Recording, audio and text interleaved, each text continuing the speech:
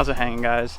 Finally back at the good old hometown park here, and the weather is absolutely beautiful. I'm pretty surprised at how calm it's getting because it was super windy earlier today, but we're gonna do some flying. I think after all the craziness of Iceland and adventure flying, tonight we're just gonna go on a relaxing flight, enjoy the countryside of New Jersey, and I want to tell you guys kind of the story of how I got into paramotors and kind of how you can too. So that's the plan. Gonna get fueled up, strap on the motor, we'll just go cruise around, have fun. It'll be a good time. Eco tick,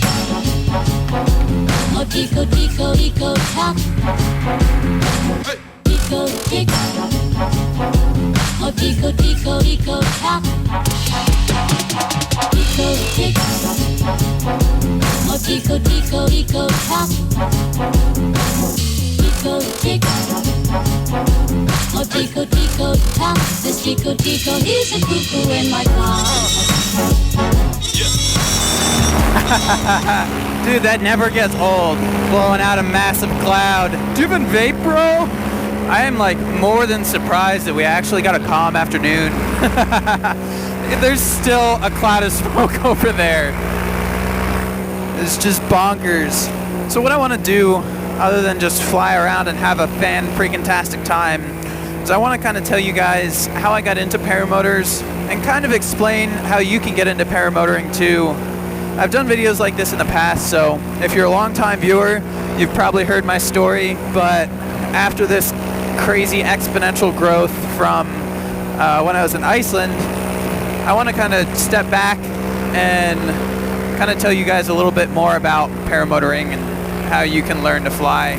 I think my paravlog number 1, if you go way back in my videos to the very first flight I did with this Cena helmet, was talking about how I got into paramotors, and the line I used was, "The story starts out at the young age of 2 years old." So we'll start this one at 2 years old. Basically, all my life, my mom has been a commercial hot air balloon pilot, so my first real taste of flight was in her hot air balloon, flying around in this local area. After that, my grandfather was a huge influence, and he was a fixed-wing pilot.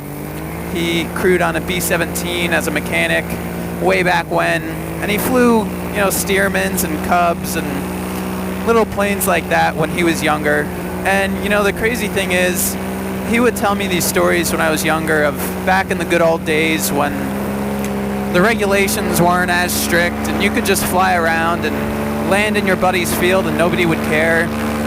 And I always kind of felt jealous that, I wasn't born in that generation, and I'll never get to experience that in an airplane because the rules are so much more strict these days. But that's where the paramotor comes in, and we can basically do all that in a paramotor nowadays. But anyway, throughout middle school and even earlier, I was super into aviation and airplanes specifically, and I knew I wanted to get my pilot's license, but I knew I was too young at the time. So I got into RC planes way back when with the nitro stuff and the 72 megahertz before 2.4 was a thing, and before lithium batteries came out and it was all nickel metal hydride and NiCad batteries, the good old days. But I did that for a while, and then eventually around the time I turned 15, I was lucky enough I started taking airplane lessons and working towards getting my private pilot's license. So in that year, I got about 15 hours, and I soloed a couple days after my 16th birthday in a Cessna 152 with, I think, 15 or 16 hours. The next year, I continued and did a bunch of cross-country stuff and worked my way up to 45 hours and got my license right after I turned 17. Now, before I started flying fixed wing, I had seen actually paramotor videos on YouTube, and that's what inspired me. So it's kind of crazy that it's coming full circle and now I'm making paramotor videos. But anyway, yeah, I knew I wanted to do paramotors. The funny thing is, a lot of people assume paramotors are some crazy expensive contraption and you must be a damn privileged white kid in a Ferrari daddy's Ferrari to afford a paramotor. When I was, I think, a junior in high school, the airport that I had worked at, like picking weeds and doing summer camp stuff, a skydive operation moved into that airport, and I was pretty stoked on it, something I had never seen before. And their second year of operation, I got a job there as a junior in high school. And at first I was like the waiver guy, the golf cart driver, that kind of thing, just doing kind of the dirty work, putting on harnesses. You get to touch all the sweaty people and pull their harnesses off after they made a jump. But yeah, after a year of working as that position, I got upgraded to a parachute packer, learned how to pack the tandem rigs. I don't know how old I was, like 17 or something, 17 or 18. I was a senior in high school, and that job makes pretty decent money. You pack a bunch of rigs on a weekend and you can pull in some good money. So 2 years of working at the skydive operation, I had saved enough money to buy my first paramotor. At the time, I did some research online. I had watched pretty much every paramotor video there was on the internet. And what is this, back in 2013? It was a year after I graduated high school. I checked out a lot of things online, and my search led to Aviator PPG in Florida. And they're a school, a dealer for some products. I got hooked up with them, and I spoke to Eric, who I'm still good buddies with today. And I kind of knew immediately when I talked to him that he was legit. He had a passion for aviation. I knew we would get along. So I drove my little 2005 Subaru Forester down to Florida. I had my gear shipped to him, and I learned to fly with Eric. It was an amazing experience, my first solo flight. At the time, I had already had my pilot's license, so first solo flight in a paramotor, I knew it was just something unique, something really incredible to have nothing but your legs in front of you and just see the world unobstructed. Yeah, and the rest has been history. After I came back home from training, I've been down to Aviator I don't know how many times just to fly with the guys and hang out. I've just been going ham at it since, trying to fly every single opportunity that's possible. And I guess here we are today. Oh yeah! I started this flight with half a tank of smoke, so I probably only have like 2 more bursts. I want to save it for something cool. This is the legendary Valley of Dreams where the McDonald's run took place. I think I'm just gonna fly down this way. It's like so calm tonight. It's one of those nights that you just gotta go out and fly around low, do some good old proximity flying. So there's been a lot of repeated questions, and I kind of want to answer basically how I would recommend getting into flying paramotors. If you're in the US, I guess this more so applies to you because I'm sure it's different in other countries.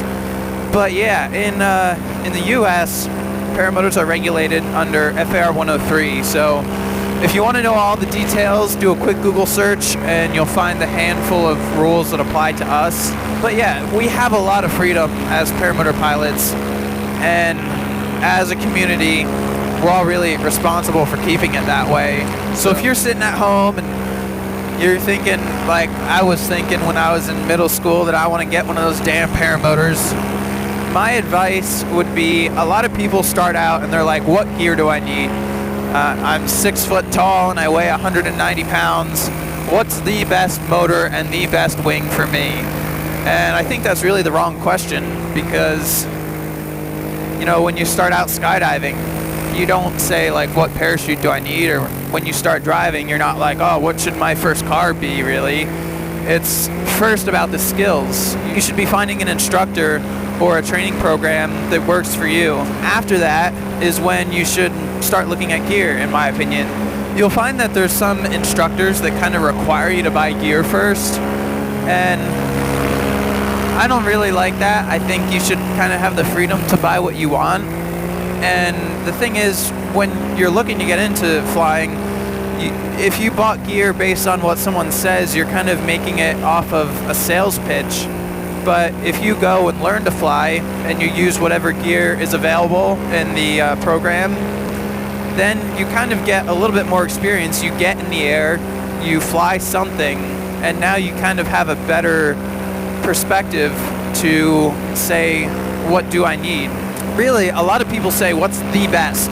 In my opinion, there is no best. No best motor, no best wing. They're all made for different purposes. Like cars. A truck is good for hauling stuff and towing stuff. A Ferrari is good for going fast. I don't think there is any best, even if you look at the best beginner wing. You could be happy and satisfied with a whole variety of different wings. Let's just hug this little cliff. Righteous. Let's do a time check. It is 6:46. Does this freak anyone out? Holding my phone with 2 fingers. Cue everyone yelling that I need to get a tether for my phone. I just watched Jake the Garden Snake's video today, and he put a tether on his phone. He was talking about how I always hold mine with 2 fingers. I say, we got plenty of time. Let's hop over this hill. I'll jet down the valley, and we'll go around the hill, and then back over to the park. This person's waving. I'm gonna give him some smoke. I saw, dude. That smoke machine dough. It never gets old. It just brings out something childish within me. So yeah, there's 2 places I can recommend just based on first-hand experience for training. Obviously, I attended Aviator PPG, and I truly think they are one of the best in the country to learn to fly at. The other one is Team Fly Halo, and you can search for both of these guys. I'll link them in the description. They do training, and they're the dealers of the Scout paramotor that I fly. Truly also one of the best in the US to get your training from. Other than that, if you want to like find someone locally, because a lot of people are surprised like that they have to drive to go find training. The sport really isn't big enough yet that there's a training facility around every corner. So basically be ready to travel somewhere, especially if you want to get like real good quality training. You can go on the US PPA website, United States Powered Parachute Glider Motor website, and find there's like a little search engine for local instructors that are certified through this organization, and that will get you probably someone a lot closer, but maybe not necessarily like the best quality training, because Aviator PPG and Team Fly Halo have years of experience, and they've got like lots of stock and motors and wings and multiple instructors and everything. What you might find someone that's USPPA certified, or even just a guy down the street that happens to fly one, and he'll be able to get you in the air eventually, but it's not going to be a good quality accelerated course. In my opinion, it's worth waiting, and it's worth investing in good quality training versus just doing it with your buddy down the street that knows how to fly or is an instructor. But it's better than nothing. I highly don't endorse self-training. There's so much that you don't know, and you don't know, that it's just stupid to try to get into this when it can kill you. Obviously, seriously injure or kill you. You shouldn't really be risking that on hoping you can figure it out yourself. Right here is college, a community college, and I kind of want to land here just for kicks and giggles, you know, if I can find any windicators. So many people commented on that McDonald's video. I said wind indicators or something, and everyone's like, you mean windicators? Well, it looks like there's absolutely no wind. And there is what looks like a cop car parked over there, but I don't think anyone's in it. I think it's just an old police car. Let's see, hypothetically the wind should be out of the north, which is that way, so I should land that way.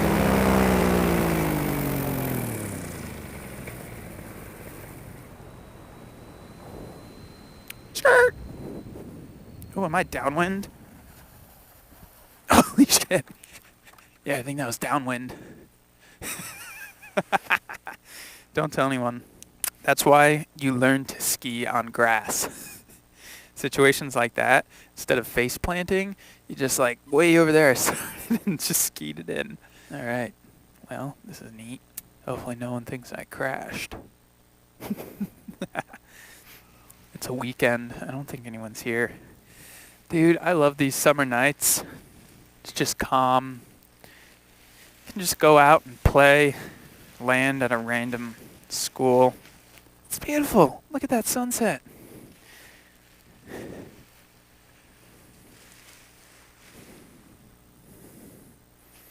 All right. Wing, check. Wing is laid out. Lovely Lady Gertrude. My chase cam, she dead. This is my old GoPro 3, and I think the battery's shot after I dropped my camera in Iceland. I've only had that one for the chase cam mobile. I guess I better take a selfie, or else it didn't happen. I always like to make a surprised or confused face, like, how did I get here? Classic. It's really not classic. It's just ironic. Because it's not classic, therefore it's ironic. Hey! Dude, how convenient is that? So check this out. Instagram, Tucker Gott, all one word. And shout out to my Instagram. The most recent comment, Cade the Unisir. Send it. You need to make a video for beginner paramotors that would help out so many people. Yeah, that's kind of what I'm doing right now. People have said like I should make instructional training videos, but I don't think that's responsible because I don't think you should learn to fly from YouTube. And that kind of encourages people to learn to fly from YouTube. So, not about that life. Yeah. Let's clip in. Let's get out of here before somebody shows up. Yeah, this time we got a headwind. My lunch before I actually had a tailwind. Let's get out of here.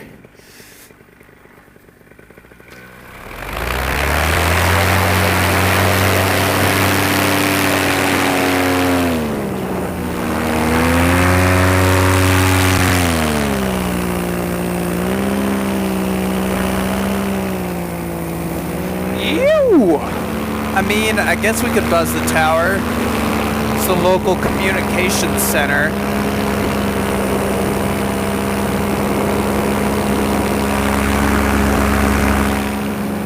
Let's do something different.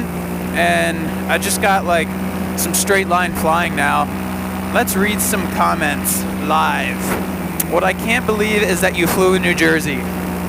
I guess that's a dig on New Jersey. Someone commented on the McDonald's video, surprised he didn't drop the GoPro on his foot. Well, plot twist, I dropped the GoPro on my foot in Iceland. Ah, that's funny. So on the plane wreck video where we flew to the crashed DC-3, I was like, I wonder why the wings and the tail are missing. Someone's like, Mr. Explain, the drugs were in the wings and tail. Good call, never thought of that. Someone says, my question is, how does he not get lost? It's my bird-like instincts, yo. Someone asked on the 15,000 video, they say, what happens if you fly too high? I know the thinner air will cause you not to fly up, but can you just float down? Well, what goes up must come down, I suppose.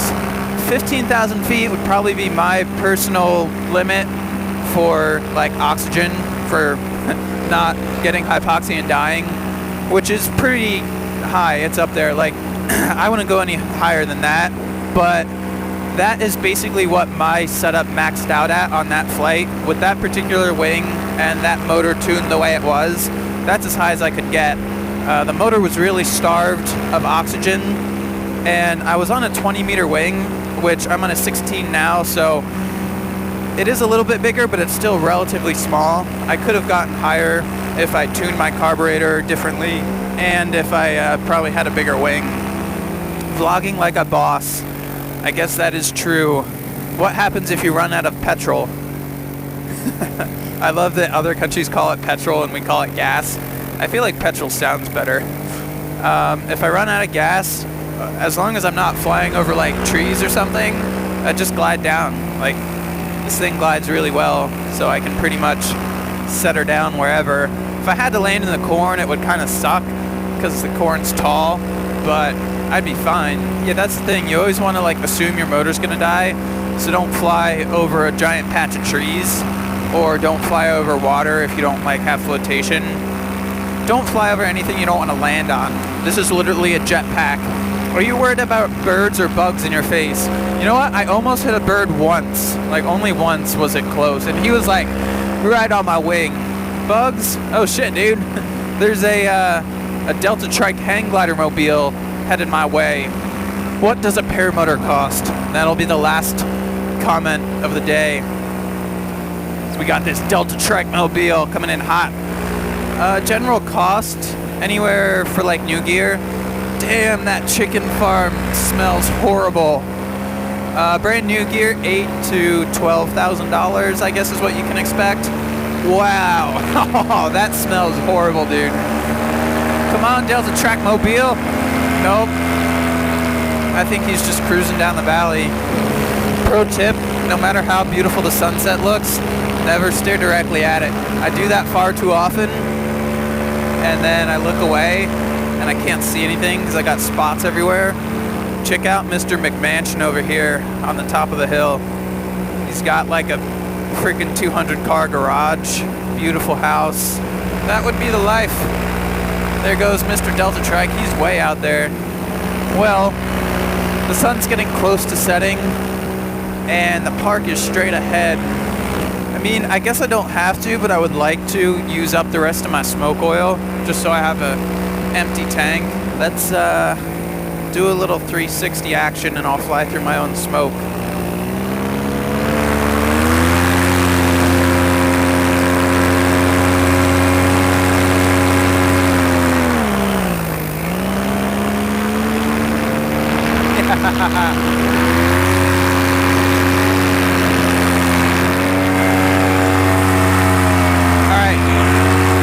This maneuver, smoke ring, and we'll wing over through the middle. Yee-hoo! Yes, that was fantastic. I gotta do that again. All right, we're approaching sunset over the park, and the name of the game is gonna be make a smoke ring, climb up above it, and then throw like a wing over through the center.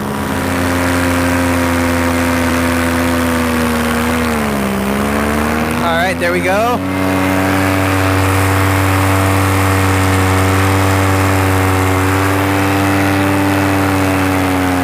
Nice big smoke ring.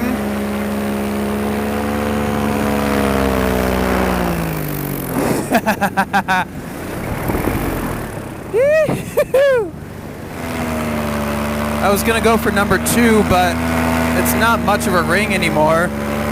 Come over here and I'll do another one. See if I even have enough oil left. I'm leaving like little clouds. There's still one over there. All right, let's do one more. Nope, I'm all out of oil. That's all she's got. Absolutely beautiful. Check out that sunset. I'm gonna kill my motor. Gorgeous, mate. Got the Super Subaru machine.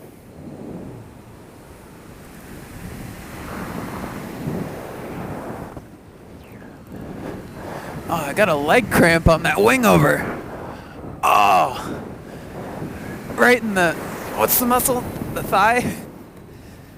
Oh, muscle cramp. I see humans on the walking path. Someone's down here filming me. Could it be a subscribey?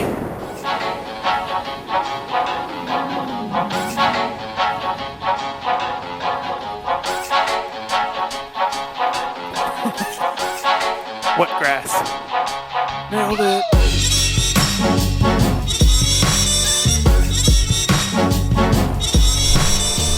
Well, it got dark and I'm in front of the security camera that I don't know if is monitoring if people are here at night when they're not supposed to be.